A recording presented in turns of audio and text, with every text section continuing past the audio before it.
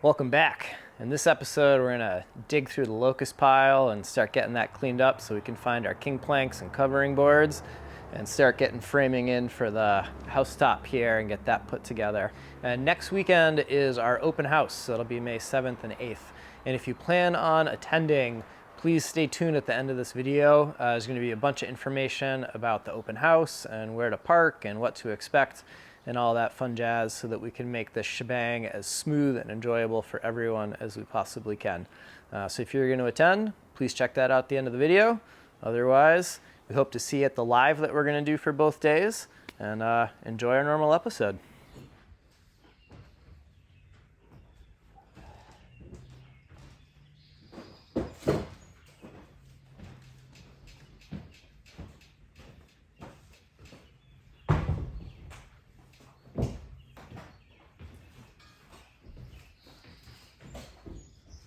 At the end of last week's episode, KP and Steve talked about the plan for the housetop, and they came to the decision to keep the curve and height right where it is, keeping some extra headroom down below, and raising the boom of the mainsail slightly.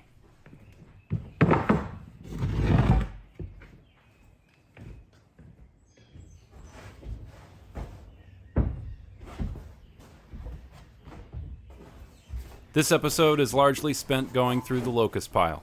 First for the framing stock for the housetop, and then for the covering boards, shear strake, and king plank. All right, see over here? These screws, we gotta take those two out. We gotta make sure that the beam doesn't fall in. All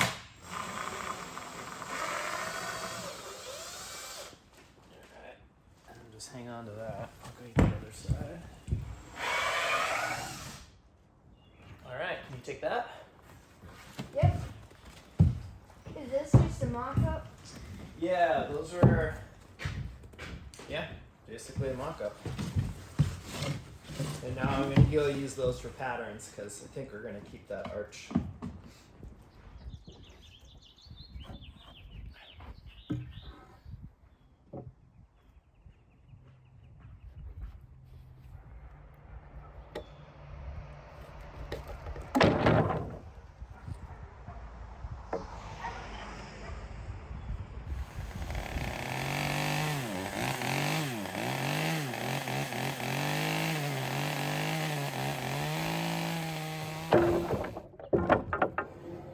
After working on the housetop mock-up with KP and getting settled that I think we're going to stay with this level of crown and where the house sides are, I dug through the locust pile,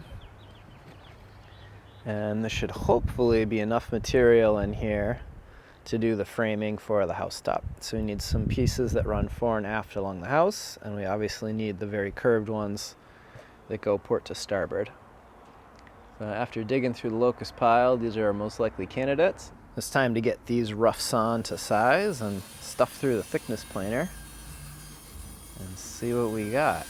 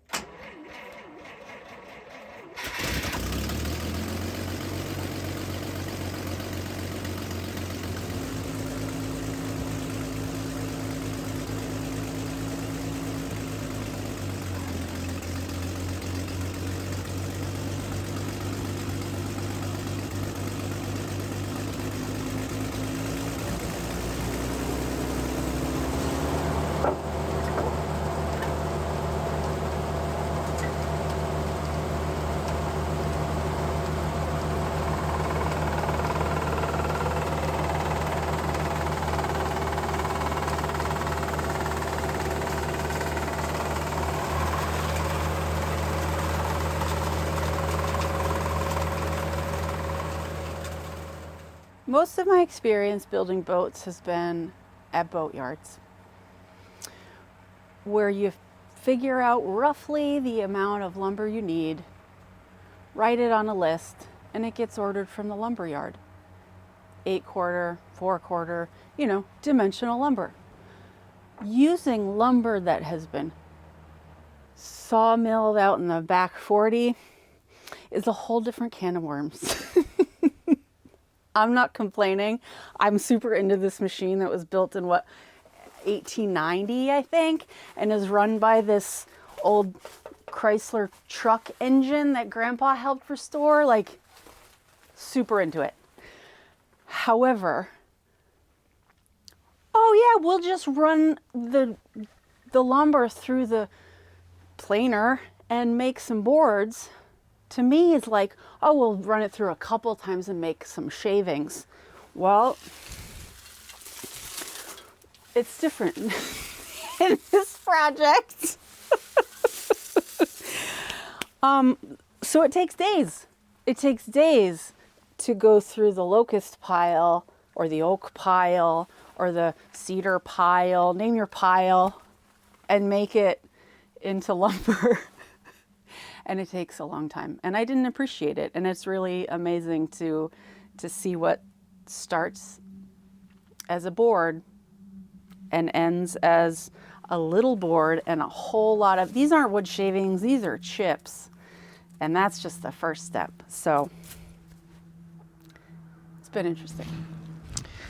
This is the last of the kind of short, weird, not super amazing stock. And this is the Glory Locust. So I had put this aside for covering boards, king plank, and the shear strakes. So hopefully, out of these big, long 20-foot runs, we'll have enough here to get what we need. And tomorrow, we've got a crew coming through, and we're gonna stuff all these through the big thicknesser and see what we got, take some inventory, and figure out who's gonna become what. The lumber piles are getting smaller.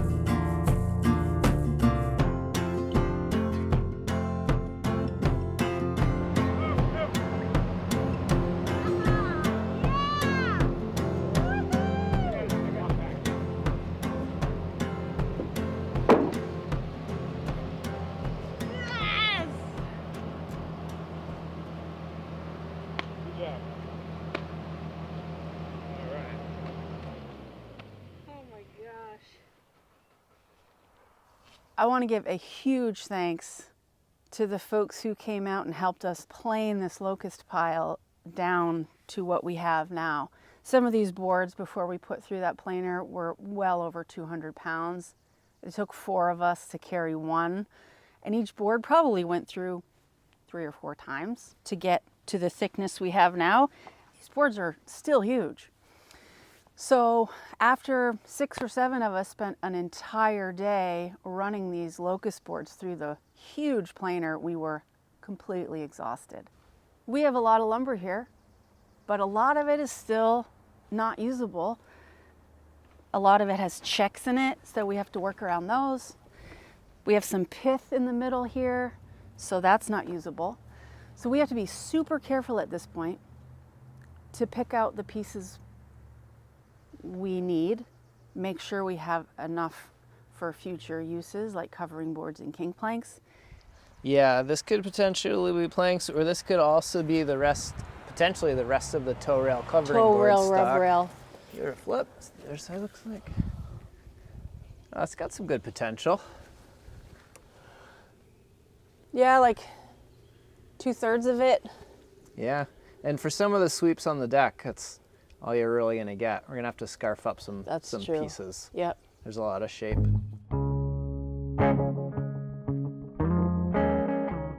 So after spending a bunch of time looking, KP and Steve were getting concerned that the amount of curved pieces needed for the covering boards wouldn't be found in the locust pile. As a possible plan B, they went out to the woodyard to take a quick look through the remains of the oak, but Steve had his heart set on locust covering boards. So they broke out the turkey fryer and went with plan C.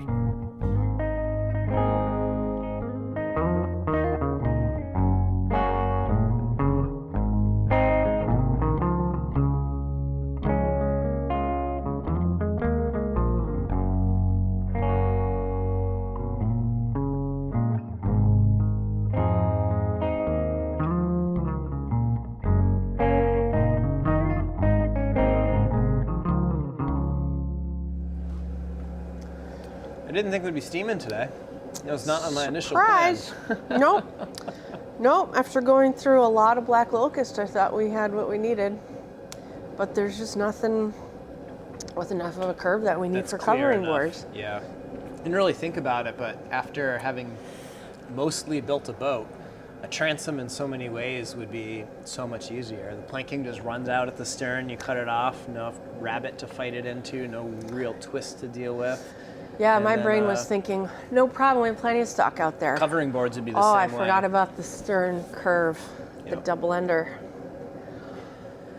But if we can steam bend a little bit of curve in this, and then maybe we might need to cut some curve too, and like have the best of both worlds. Yeah, so what we want to try here is we're going to obviously steaming locust, and we're going to see how much edge set we can get into it. So if we use the sweeps and the curves and steam it and get them to cover that last little bit of a distance. So I don't know if this will edge set 2 inches, if it'll edge set 6 inches, if it'll give us 10. I really don't know what to expect out of it. It's a really wide board to try to bend. It's 7 inches, we cut 7 inches. There's a very slight curve in it, but not much. So any curve we're getting out of this in the end will be what we steam bent. But who knows? We might be able to get some cover boards out of it. So if this works, then we've got plenty of locusts, we're good to go. If this doesn't work, then we need to be a bit more picky and maybe consider doing oak covering boards. Yeah. All right. So we wait. You know what else we could do if this doesn't quite work? I'm afraid to ask. So we could call Andrew. Andrew at Restoring Rosalind is like a steam bending wizard. Oh. So he's got a steam generator that has like multiple burners and an input and makes the bags like, see how we're flat down in the middle and the end? Yeah. His bags are like totally, completely pressurized. The thing's nuts. But basically it just pumps out insane amounts of steam. Our most is about 11 inches from the frame. No biggie smalls. What are the bets? How close I was does just that going to become? say that. I think we'll get 7. I'm going big. You think 7. You think the gap is going to be 7 at the end? No, We're going to go 7 inches? I think we're going to go 7 inches. So the gap will be 4 inches.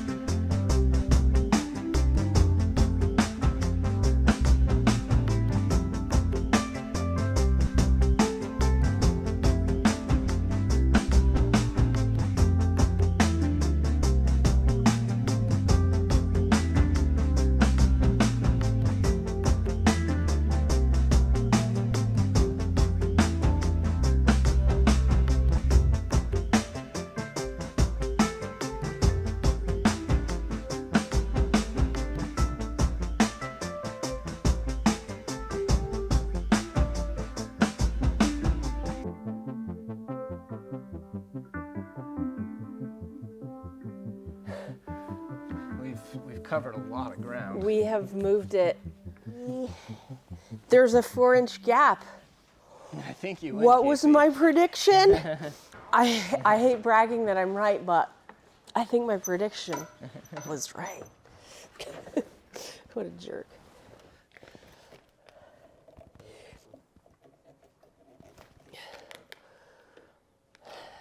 Considering we have an inch to lose, if Wow. we cut off this back like 2 feet, that'll cover that. Yep. Steve. I think this will work. And I think if we get Andrew up here, It'll make it easier. he's a steam bending wizard. I don't mean that lightly.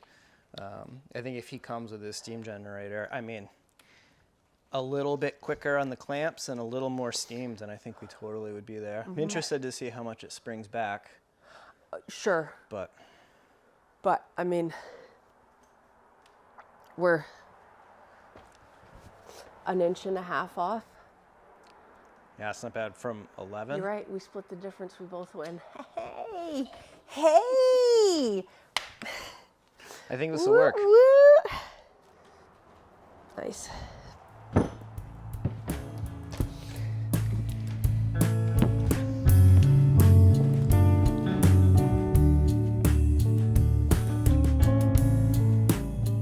The next day, Casey came by to help with something that we haven't seen here for a while, plank making. What they were working on here was the Locust shear strake and the cedar whiskey plank. And they're doing this now because visitors to the upcoming open house on May 7th and 8th will be able to sign these before they go on the boat.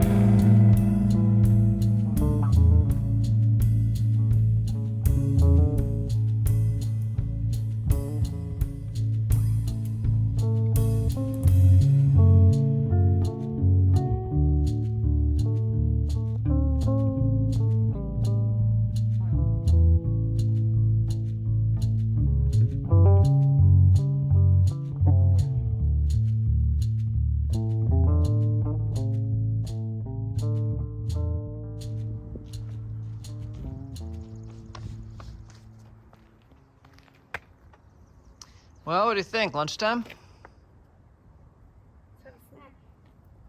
Indeed. Yeah. So the open house is May 7th and 8th. It will be between 10 a.m. and 4 p.m. both days. Traditionally, we've only done it one day, but this will be the last one. We haven't been able to do it in the last couple years, so we're expecting a goodly amount of people, and we're hoping by doing it the 2 days, it'll spread things out a little bit, help it as well if we get some bad weather. One of the big things to be aware of for anyone who's coming is parking is going to be real crucial. We don't have a ton of space. We've got a few places up and down the roads. We'll have people helping folks park and guide so that we can do it most efficiently. We've had a couple of people reach out and say they were planning on road tripping up this way in their RVs. And if you are doing so, we ask that you come in a different vehicle. I don't know if you want to rent a car or how that works out, but one RV takes up numerous car spots. And if we have just a couple RVs show up, it's going to create a real big parking issue. So if you're going to be attending in an RV, please consider figuring out some other mode of transportation to get to site on that day. If you go to the website, there's a bunch of information there under visiting Arabella, and there's a whole section about the open house. So go check that out, and there's going to be a map that shows where are good places to park that are right here by the boatyard. We really, really do not want to upset the neighbors, especially since we're trying to do this for 2 days. It's going to be a real bummer if people park poorly and the neighbors put the kibosh on it for day 2. So please be really considerate about parking. And some of the really exciting things about the open house is it will be the last chance for the general public to stand where I'm standing right now on deck. So the last time that was possible is when we did the 200th episode and we opened up the boathouse. Normally people aren't allowed up on the staging here where we're doing work, and certainly not allowed on deck. But we are going to do that for the open house. We are also going to have 2 of the last planks that are going to go on the boat. And people are going to be able to sign those. So we've got a small, medium, and larger template. So if you want to write us, just sign the plank, or if you want to write a mini novel, we can size that appropriately. And that'll be something that you'll be able to do here as well. We're going to do our traditional barbecue, so we're going to have food. We won't have much to drink. We'll have water, maybe some lemonade. If you want anything more than that, bring it yourself. There's not a ton of seating. If you want a chair or 2, I would bring that as well. But we're really hoping that people will come in, grab a bite to eat, mill around, check out the boathouse, and we'll have a decent flow in and out throughout the 2 days so that we don't get completely inundated and manage to control the traffic and the parking and have all that be functional. So thanks for listening to this information and going to the website and getting yourself well versed before you come. We really look forward to hosting you on the 7th and 8th, and can't wait to see you here on deck, peering down in and checking all this out and up close some personal detail for what'll be the last time until launch.